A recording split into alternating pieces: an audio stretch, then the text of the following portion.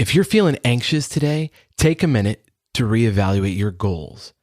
Do you have a big overarching goal that you're working toward? If not, let's start there. This is The Next Simple Step. I'm Paul Goldsmith. If you haven't read all the self-help and business books of the last year, don't worry, I have, and I want to save you some time and money today. I'll just boil it down for you. They all say the same thing. Get brutally honest with yourself. What do you want? Big picture, what do you want in life? Not today.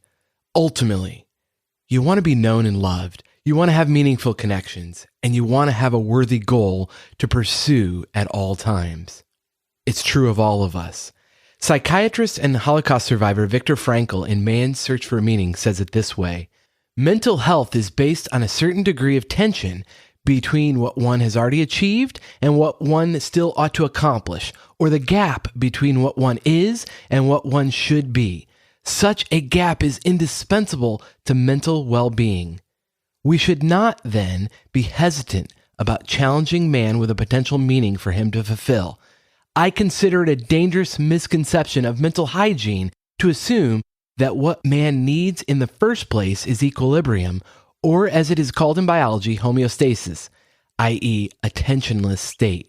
What man actually needs is not a tensionless state, but rather the striving and struggling for a worthwhile goal, a freely chosen task. What he needs is not the discharge of tension at any cost, but the call of a potential meaning waiting to be fulfilled by him. That was written about 75 years ago, and it's still true today. Our capitalist society just wants to sell you more stuff.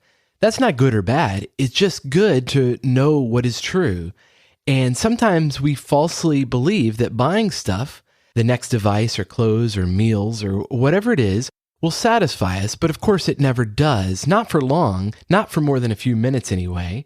Consuming doesn't fill us up. It is a means to an end. You need to eat to fuel your body to get through the day. You need certain tools to create, but they don't replace the creation for you. That's the work you have to do. What goal are you pursuing now that takes you out of consuming mode into creation mode? That's what's going to fulfill you. Truly, a goal worth pursuing. Many of us strive to be known and then become content creators or influencers, and I don't think that's good or bad. It just doesn't bring meaning by itself, as the influencers are finding out for themselves. In fact, I saw an article in the New York Times recently with the headline, "Is There Life After Influencing?" where they profiled a recovering influencer who goes by Lee from America. Lee gave up posting on Instagram to get an office job, and her coworkers were stunned by this because they kind of envied her influencer status. And when one of them asked her, like, "What are you doing? You have what we're all seeking," her response to the coworker was, "You don't get it. You think you're a slave, but you're not. When you're an influencer, then you have chains on."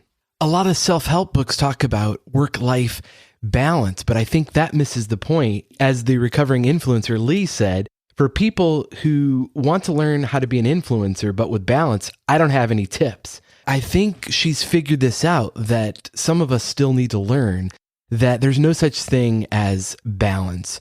All there is this one life. And I think a better goal is integration. Are you living a life of purpose, pursuing the things you ought to pursue? And humans were not made to be brands. Now, sure, in our capitalistic society, people have personal brands, what you're known for, but that's a persona. That's a part of your public identity, but it's not who you are at the core. You are a spiritual being with a human body, and perhaps you have a public brand, but what gives you purpose is alignment of your mind, body, and soul. And I think influencers, they feel trapped because they can never turn off this persona. It's become who they think they are, and their soul is crying out for actual human connection, to not be on all the time. And I realize how intoxicating influence can be. We're all figuring this life out as we go. One of my favorite wisdom sayings is, "Be kind, for everyone you meet is fighting a hard battle." I think we all need to be kinder to ourselves first and foremost. Personally and professionally, what has to happen for you to make progress on your biggest goals in life in the next 6 months, in the next month, this week? And then eliminate anything that is sabotaging that purpose, that's getting in the way, that's keeping you busy. Whether that's a temporary pleasure like binging videos on Netflix or YouTube, or even seemingly good things like socializing with friends, start each week and day with clarity on what simple steps you need to take to advance your most important goals. Every day, you're going to make over 30,000 decisions today, and most of them, thankfully, without being mindful. But you can make at least 3 intentional decisions today to freely choose tasks that are meaningful to you. What will you create today that will bring you purpose, that will bring you alignment, not for your public persona, not because you think you have to, but because you truly want to, because it's a goal worth pursuing and one that is going to bring you meaning. If you'd like some coaching, if you'd like help in figuring this out, feel free to send me a text. The number's 559-574-3210, and I'll talk to you next time on the next Simple Step Podcast.